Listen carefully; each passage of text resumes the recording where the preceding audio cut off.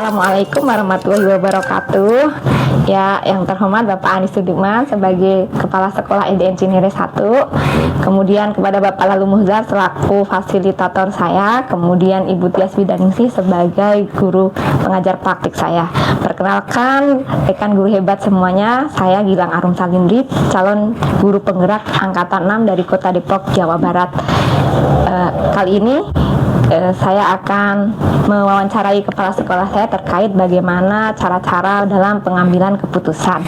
Ya, terima kasih sebelumnya Bapak sudah mensupport saya untuk mengikuti kegiatan guru penggerak ini.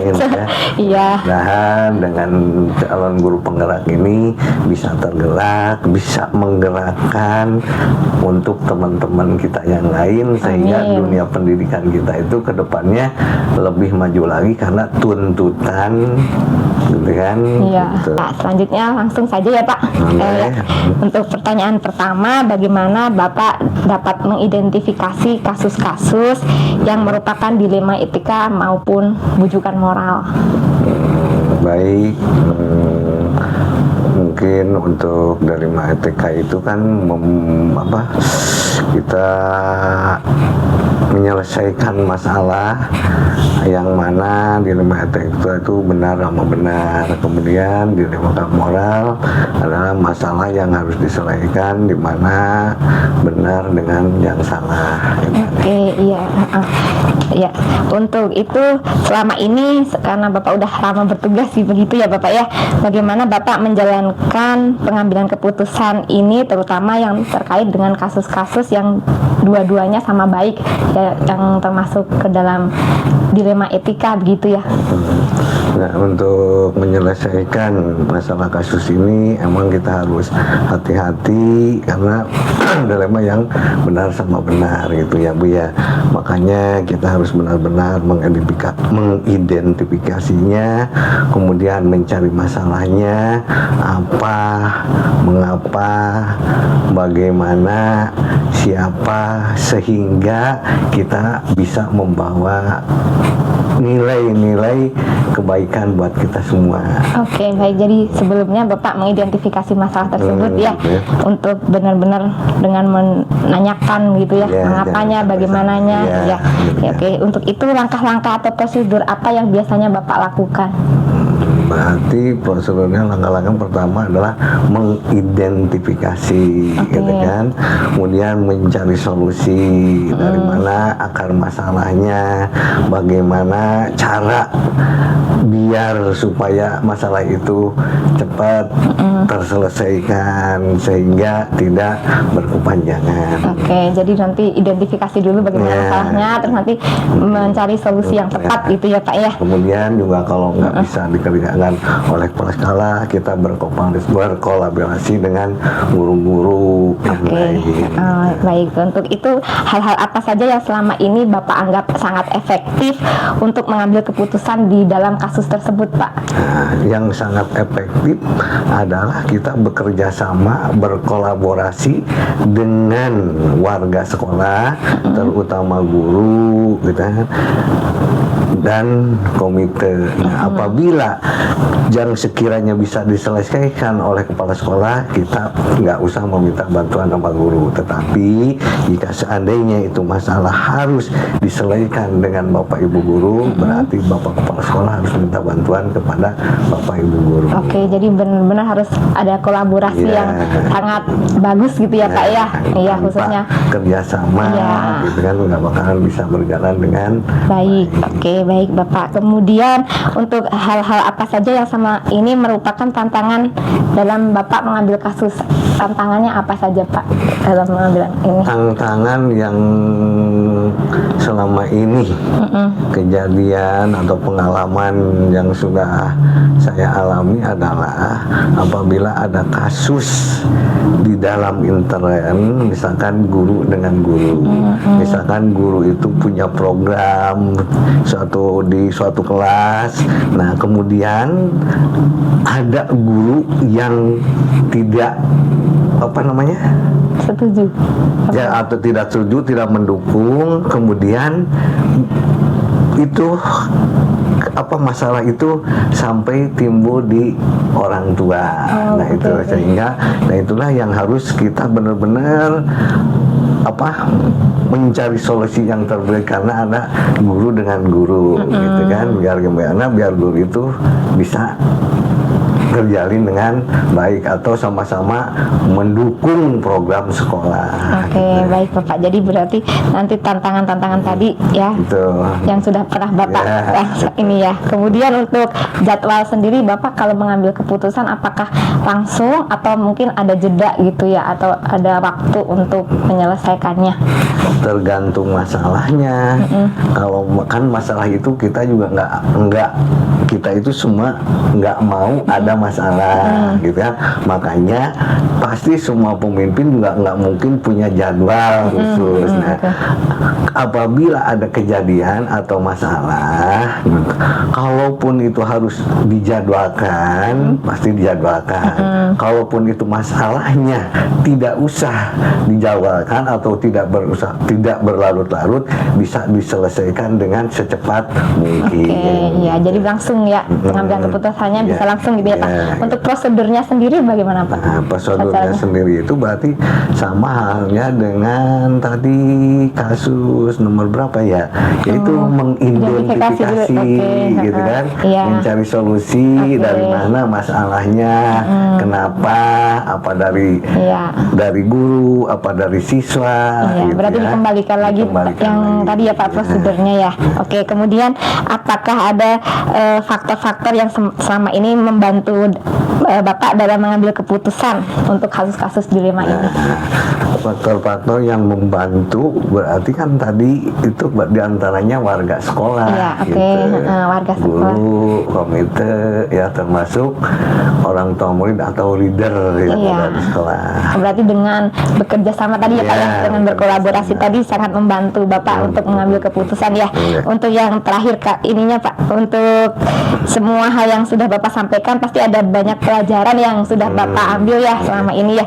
Jadi apa nih pembelajaran yang sudah Bapak petik selama Bapak untuk mengambil keputusan tersebut? Selama itu kan yang namanya kita itu seorang pemimpin atau guru, ya namanya manusia gitu kan, pasti mempunyai kesalahan, mempunyai kekurangan. Nah, dari masalah-masalah itu kita punya pengalaman gitu. Oh, ternyata dengan kasus ini diselesaikan dengan cara ini. Karena manusia itu tidak luput dari kekurangan dan kesalahan. Baik Bapak. Terima kasih banyak ya Bapak atas wawancaranya, sangat bermanfaat. Assalamualaikum warahmatullahi wabarakatuh. Waalaikumsalam warahmatullahi wabarakatuh. Ya, selamat siang rekan guru hebat semuanya. Kali ini saya Gilang Arum Salindri, calon CGP Angkatan 6 dari Kota Depok, akan melaksanakan tugas imunisasi kontekstual untuk mewawancarai kepala sekolah. Kemarin saya sudah mewawancarai kepala sekolah saya. Kali ini saya akan mewawancarai kepala sekolah dari sekolah SD Arida Assalam. Ya, namanya Miss Susi. Mungkin Miss Susi mau memperkenalkan diri terlebih dahulu. Silahkan. Baik. Assalamualaikum warahmatullahi wabarakatuh. Perkenalkan, nama saya Ibu Susi Cahyawati. Saya bertugas di SD Arida Assalam, Cinere, Gandul, Depok. Ya, oke. Jadi untuk hal ini saya sedikit ingin mewawancarai Miss Susi mengenai bagaimana kiat-kiat ataupun cara-cara Miss Susi dalam mengambil keputusan. Seperti itu ya Miss Susi ya. Iya, mungkin langsung saja ya Miss Susi ya. Ya, untuk pertanyaan pertama, bagaimana Miss Susi dapat mengidentifikasi kasus-kasus yang merupakan dilema etika ataupun bujukan moral? Oke, baik. Terima kasih Ibu Arum pertanyaannya. Yang kami lakukan ketika mengidentifikasi kasus, yang pertama adalah kita memetakan dulu kasus tersebut. Kemudian kita mencari penyebab kasus itu seperti apa. Setelah itu baru kita mengkonfirmasi atau mencari solusi dan dikembalikan semua kasus ke dalam peraturan yang sudah ditetapkan di sekolah. Oh, oke. Ya, baik Miss Susi. Untuk yang kedua ya Miss Susi, bagaimana Miss Susi menjalankan pengambilan keputusan di sekolah, terutama kasus-kasus yang dimana dua-dua kepentingan itu sama-sama benar seperti itu, sama-sama baik. Oke, baik. Dalam menghadapi kasus seperti ini, kita harus betul-betul jeli dan hati-hati karena jangan sampai kita salah mengambil keputusan. Biasanya kita lihat dulu kasus-kasus yang sama-sama benar itu benar dalam hal apanya dan baik dalam hal apanya. Kalau memang sama-sama benar, maka yang harus kita lihat adalah kekuatan kebenaran dari kasus itu. Tidak semua kasus yang benar itu mungkin bisa menjadi dapat diselesaikan dengan hal yang baik. Makanya kita harus hati-hati. Mungkin dicari atau dilihat kekuatan dari sama-sama kebenaran itu di mana. Kalau sudah dapat, nah baru kita mencari sama-sama mencari solusinya. Oh, oke, baik. Jadi bagaimana menimbang yang benar itu bagaimana lebih tepatnya kemudian mencari solusinya begitu ya Miss ya. Untuk selanjutnya langkah-langkah atau prosedur seperti apa yang biasanya Miss Susi lakukan selama ini untuk menentukan solusinya seperti itu. Baik. Ketika kita menghadapi suatu masalah atau melihat masalah, yang pertama yang harus kita lakukan adalah kondisikan dulu diri kita dalam kondisi tenang. Jangan dalam kondisi emosional atau sama-sama terpengaruh dengan masalah tersebut. Kemudian yang kedua adalah yang jelas kita sebagai muslim ya dengan bismillah atau mencari petunjuk dulu sama Allah. Minimal kita berdoa, ya Allah semoga dimudahkan dalam menghadapi segala permasalahan. Terus yang ketiga biasanya kita perlihatkan dulu rasa empati atau mungkin simpati dalam menghadapi masalah tersebut. Kemudian kita mendengarkan masalah apa saja yang muncul dari beberapa pihak gitu ya. Nah, terus yang ketiga kita jangan dulu melihat masalah itu dari satu pihak, tapi harus dilihat juga dari sisi pandang yang lain. Jadi jangan mengambil satu keputusan dari satu pihak, tapi harus melihat juga dari sisi lain. Terus setelah mendengarkan, baru kita mencari solusi ya, mencari solusi bersama. Dan solusi itu pun jangan sampai keinginan pribadi, tapi harus dikembalikan lagi kepada peraturan yang ada di suatu tempat tersebut atau suatu lembaga tersebut sesuai dengan kesepakatan MOU atau peraturan yang berlaku. Nah, kalau sudah ada juklaknya peraturannya, maka ya kita jangan kemana-mana, ikutin aja peraturan yang ada, kemudian baru kita selesaikan solusi tersebut dengan bijak. Oke, baik Miss. Jadi selain tenang, kita juga bagaimana disesuaikan dengan peraturan yang ada di tempat kita berada gitu ya Miss ya. Kemudian mengambil solusi yang bijak. Selanjutnya, hal apa saja yang selama ini Miss anggap efektif dalam mengambil keputusan di dalam kasus-kasus dilema etika ini? Oke, kalau yang efektif ya tadi kita harus berpedoman kepada peraturan yang berlaku. Tapi tidak hanya peraturan yang formal, mungkin secara etika moral atau secara non formalnya, bahwa kita harus kembali kepada ajaran yang kita anut. Jadi kita jangan lupa aturan formal ada, tapi ada lagi aturan yang lebih tinggi, yaitu aturan yang berhubungan dengan agama atau religius ya. Itu yang penting menurut kita. Oke, baik. Jadi yang efektif itu bagaimana kita mengikuti aturan dan aturan dari agama yang berlaku gitu ya Miss ya.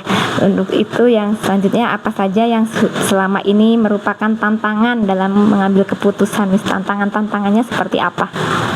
Ya, biasanya dalam menghadapi keputusan banyak sekali tantangan. Di antaranya satu, kadang-kadang ketika kita sudah menyampaikan aturan atau tata tertib atau apapun yang berada di suatu lembaga, belum semua orang itu memahami. Belum semua orang memahami, sehingga kadang-kadang suka ada salah miskomunikasi atau salah persepsi. Itu salah satunya, kurang pemahaman dengan aturan yang berlaku. Terus yang kedua, biasanya ada beberapa anggota atau guru yang kadang-kadang mengabaikan ya, atau menganggap mudah gitu. Menganggap mudah. Nah, biasanya kalau sudah mengabaikan, menganggap mudah dengan aturan yang berlaku, akhirnya muncullah masalah-masalah yang kadang-kadang bisa menimbulkan masalah-masalah baru. Jadi intinya satu, pemahaman. Yang kedua, mungkin kurang informasi ya yang disampaikan oleh kepala sekolah kepada pihak bawahan, sehingga informasinya belum sampai, dan akhirnya tadi banyak masalah yang muncul. Dan yang keempat, mungkin kurangnya pendekatan ya, atau tantangannya tadi kurang pendekatan antara kepala sekolah dengan bawahan. Mungkin itu salah satu. Ya, jadi tantangannya itu seperti bagaimana pemahaman yang mungkin berbeda gitu ya, Miss, dan juga informasi yang didapat kurang maksimal gitu ya. Dan pendekatan ya. Oke, selanjutnya untuk menghadapi atau menyelesaikan masalah ini, apakah ada tata cara atau jadwal tertentu untuk menyelesaikannya, atau langsung diselesaikan di tempat seperti itu? Prosedurnya seperti apa? Oke, baik. Kalau di sekolah kami mempunyai kepala sekolah itu mempunyai buku konsultasi. Buku konsultasi itu tujuannya untuk apa? Yaitu setiap pekan kita mengevaluasi atau menanyakan ada masalah apa yang muncul, atau mungkin sehari-hari suka muncul masalah-masalah. Kalau memang hari itu ada masalah, biasanya kami langsung dihadirkan di kepala sekolah, kemudian kita cross check, kemudian kita tanyakan apa permasalahannya. Setelah itu baru kita berikan solusinya. Sebaiknya setiap masalah harus segera ditangani. Kalau misalnya ada masalah yang memang perlu waktu untuk ditangani, maka kita tetap harus mengkonfirmasikan, baik itu misalnya masalahnya berhubungan dengan orang tua, dengan murid atau dengan guru, maka kita sampaikan bahwa masalah ini perlu waktu untuk diselesaikan. Maka tidak lagi ada miskomunikasi bahwa kok ada masalah dibiarkan, padahal mungkin ada masalah yang harus cepat ditangani, ada masalah yang memang perlu di cross check beberapa pihak. Mungkin itu. Oke, ya. Jadi bagaimana kalau langsung juga bisa diselesaikan saat itu juga gitu ya, Miss. Kemudian ada konfirmasi jika harus membutuhkan waktu lebih lama ya dalam mengambil keputusan ya. Kasusnya ya, tergantung kasusnya. Tapi yang biasanya kita lakukan adalah setiap bulan sekali kita memberikan evaluasi ke guru-guru bahwa misalnya guru ini ada masalah di etika, maka kita sampaikan, dipanggil secara personal. Tidak boleh disampaikan di forum. Oh, ya, baik. Selanjutnya ya, Miss ya. Apakah ada seseorang atau faktor yang selama ini mempermudah atau membantu Miss Susi dalam mengambil keputusan di dalam kasus-kasus dilema etika ini? Ada. Itu sudah pasti ya, kita membutuhkan orang-orang yang bisa membantu menyelesaikan masalah. Kalau kita bisa menyelesaikan sendiri ya alhamdulillah, tapi kalau misalnya kita perlu bantuan orang, maka kami biasanya mohon bantuan kepada teman yang memang kompeten di bidangnya, contohnya konselor, karena ada guru yang memang berlatar belakang sebagai konselor. Atau juga kita bisa dibahas atau diminta arahan dari manajemen, atau juga bisa minta arahan kepada yayasan. Jadi ada ahlinya, ada juga pihak yang bisa kita percaya. Oke, baik Miss Susi. Jadi banyak faktor ya, berkolaborasi dengan rekan dan yayasan dengan lingkungan yang bisa membantu kita ya, Miss ya, dalam mengambil keputusan. Oke, kemudian dari semua hal yang tadi sudah disampaikan, pasti ada pembelajarannya ya, Miss ya. Ada juga pengalaman yang sudah Miss Susi dapatkan dalam pengambilan keputusan ini. Jadi juga mohon disampaikan apa sih pembelajaran yang dapat Miss Susi ambil dari pengalaman-pengalaman tersebut. Oke, baik. Bahwa setiap hidup itu pasti ada masalah, ada kejadian, tapi jangan dijadikan kejadian atau masalah itu menjadikan beban, tapi justru harus menjadikan tantangan bagi kepala sekolah supaya kita semakin dewasa, semakin siap menghadapi permasalahan yang ada. Yang jelas ada beberapa pelajaran. Yang pertama, kita jadi lebih bijak ya untuk menghadapi masalah. Terus yang kedua, kita harus cross check dengan beberapa pihak yang memang pihak tersebut menimbulkan masalah. Terus yang ketiga, kita harus berkolaborasi tadi dengan pihak-pihak yang kompeten dalam menyelesaikan masalah. Terus yang keempat, kita tetap harus mengadakan pendekatan secara individual, dan juga kita harus bisa menjadi pendengar kepada semua pihak ya. Kalau di sekolah kan tentunya ada guru, orang tua, ada yayasan, bahkan ada karyawan yang lain. Terus yang terakhir, bahwa ketika kita diberikan masalah, itu tandanya bahwa kita sedang diberikan amanah untuk menjadi orang yang lebih kuat, lebih sabar, dan lebih siap menghadapi tantangan. Oke, baik, Miss Susi, wah hebat sekali ya Miss ya. Jadi setiap masalah itu menjadikan kita lebih kuat dan lebih bisa bijak kembali ya untuk mengambil sebuah keputusan. Matang lagi jadi kepala sekolah. Ya, amin. Ya, terima kasih banyak atas obrolan kita, wawancara kita ya Miss Susi ya. Sangat bermanfaat sekali. Semoga kedepannya kita bisa mengambil keputusan-keputusan yang lebih bijak dan bermanfaat untuk anak didik kita. Seperti itu ya Miss ya. Ya, demikianlah guru hebat semuanya, wawancara kami bersama kepala sekolah dari SD Arida Al-Salam. Terima kasih banyak. Kita akhiri. Wassalamualaikum warahmatullahi wabarakatuh.